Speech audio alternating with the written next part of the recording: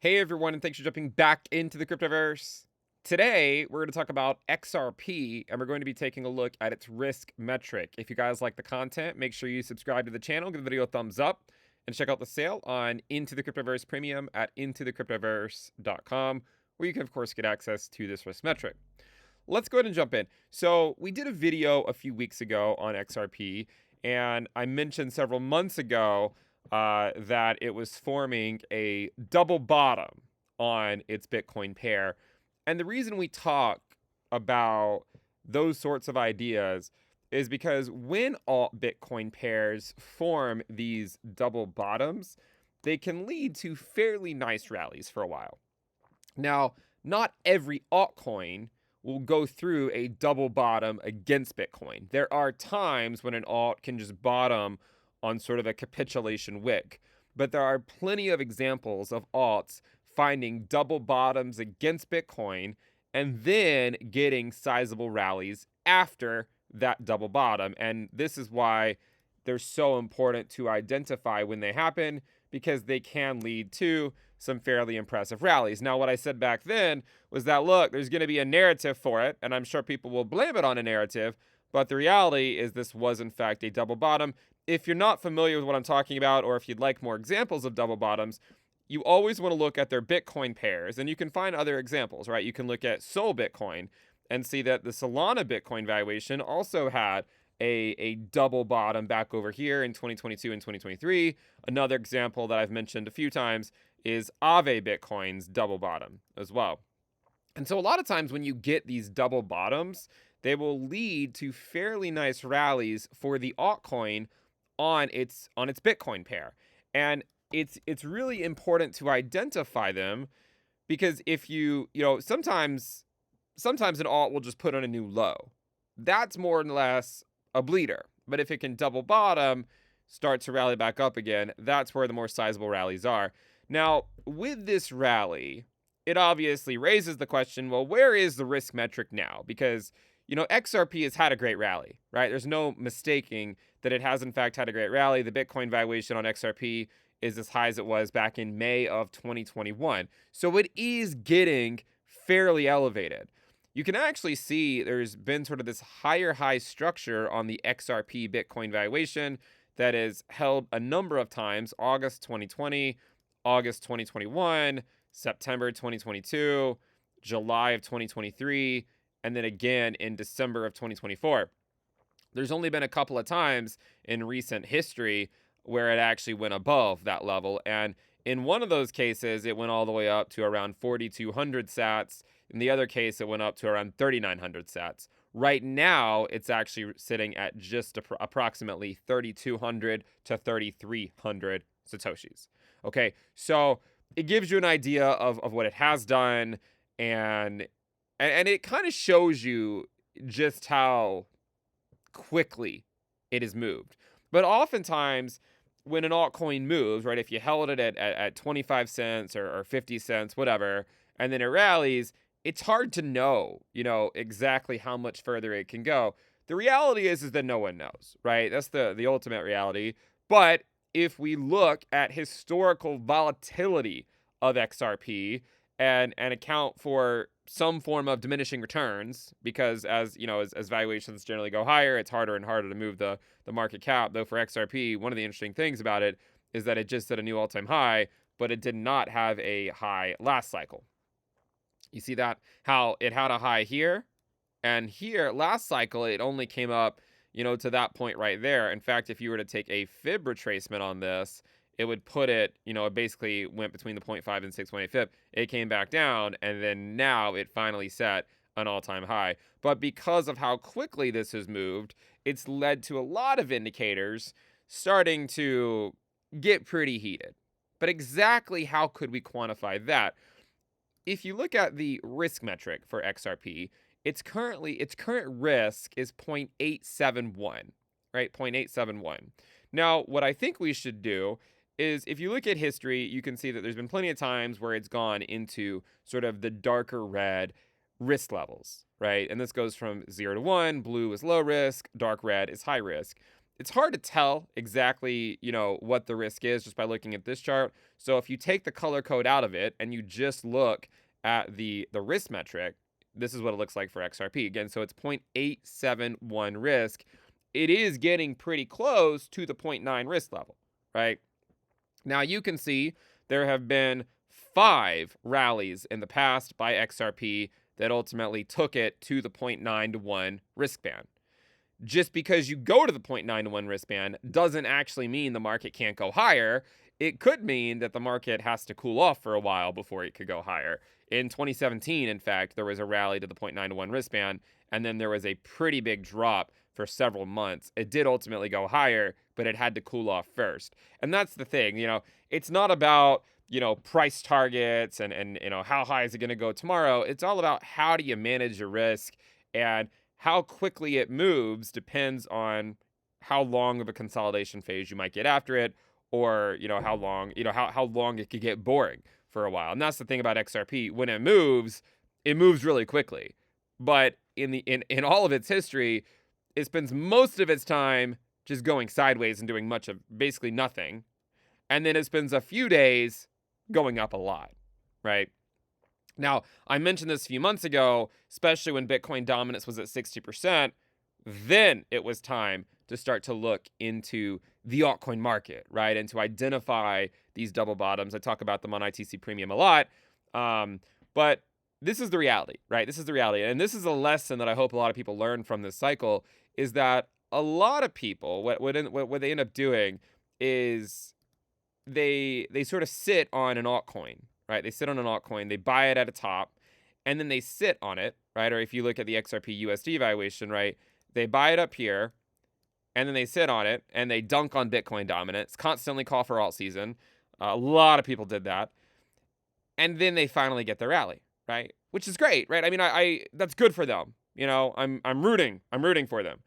But the pain that I was trying to help people avoid was if they had just simply waited to get into XRP after Bitcoin dominance hit 60%, they would have saved themselves a lot of pain, right? Because here you can see that right after dominance hit 60%, that is when XRP got this move, right? And what's funny is that a lot of the biggest critics of the Bitcoin dominance theory were also very bullish on XRP, but had they just looked at what had historically happened with Bitcoin dominance, they would have known that the move that they wanted could really only come after dominance hit that 60% level. And what you look for confirmation is the double bottom on its Bitcoin pair. All right. So when you look at the Bitcoin, or you look at the XRP risk, it's currently at 0.871. It is getting elevated. It's not quite to the 0.9 to 1 risk band, but it is getting pretty close. To give you an idea of how long XRP spends in these risk levels, we can actually go look at that chart, right? So there's a chart called time and risk bands. We can go to XRP and see that, it's been around for thousands of days, right? It has only spent 80 days in the 0.8 to 0.9 risk band. 80 days. It has only spent 35 days in the 0.9 to 1 risk band. Now remember, this is 80 days, 35 days, so 115 days total. But remember that that's spread out now over 5, really, I guess if you include this one, you could argue 6 major rallies, right? 1, 2, 3, 4, 5, and then now we're in rally number 6. So when you think about it like that, you're like, all right, well, 115 days spread out over 6 rallies, right? If you just say 120 days, that's only 20 days where XRP is in the 0.8 to 1 risk band, right? Only about 80 days. So when you go look at it, when you go back to the historical risk levels and you look at XRP, you can see that it came up here into the 0.8 to 0.9 risk band. It got up there, early December. It didn't spend a lot of time there, right? Only a few days, and then it came back down. Now it's back into that risk band, right? It's back into that higher risk band. What I'm saying is that it's hard to know exactly where a local top will be, But history shows us that when we get into the highest risk band, right, especially that highest one, the 0.9 to 1 risk band, we don't tend to spend a lot of time there. That's what this chart shows. We don't tend to spend a ton of time in that risk band whenever it happens. Now, we don't know when it's going to happen. It could happen tomorrow. It could happen next week. It could happen a year from now, right? It's hard to know exactly when it happens, but history shows that whenever it does happen, whenever you do get to that point, it doesn't stay there for very long, right? So I'm just putting out this video just to say, look, the risk is elevated. And I did it on the video a month or so ago, right? The risk is a little elevated, right? It's at 0.871 risk. Doesn't mean it can't go higher. It certainly could. And if it goes up to the highest risk band, it would imply that it could go higher. But just remember that XRP historically does not spend that many days in that highest risk band, which we are in fact approaching. Again, to the critics, I'm not saying that it can't go higher. What I'm saying is that usually when it gets to that risk band, it then at the very least needs to cool off for a while before it can have potentially another run. All right. And again, this is coming from someone who talked about Bitcoin dominance for years, said that 60% was the milestone before a lot of diversification made sense. On ITC Premium, I identified the double bottom when it was at 600, 700 Satoshis. So it's up a lot since then. I just want people to be aware that when the market moves like this, it's fun, it's great, everyone's having fun. Just remember, when it hits that highest risk band, it tends to only spend, a week or two there at most, right? Maybe 2 to 3 weeks at most.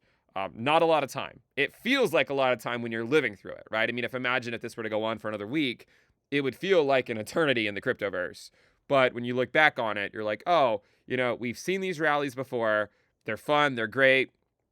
Once it hits that highest risk band, it doesn't tend to stay there that much longer, right? It doesn't tend to stay there that much longer. So we are getting close. 0.871 risk. 0.9 risk could very well be around the corner. And if you only isolate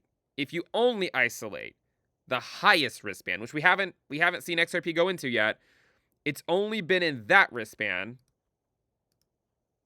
for 35 days, spread out over 5 prior rallies, right? So on average, it has been in that risk band 7 days of the rally. 7 days. So that is just something to keep in mind, right?